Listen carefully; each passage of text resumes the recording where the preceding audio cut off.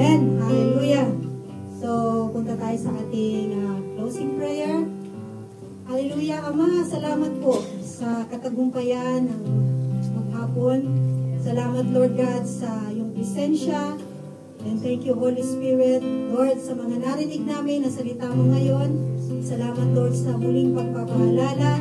Salamat, Lord God, dahil andyan ka na aming karunungan, na aming kalakasan para sa aming mga anak. And we will stand for them, O Lord God, because of your word.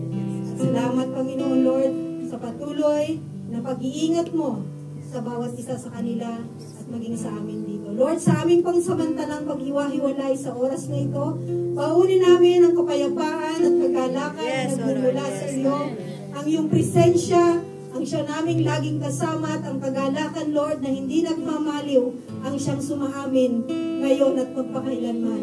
Tinataas namin ang iyong dakilang pangalan sa pangalan ng aming Panginoong Yesus. Amen. Amen.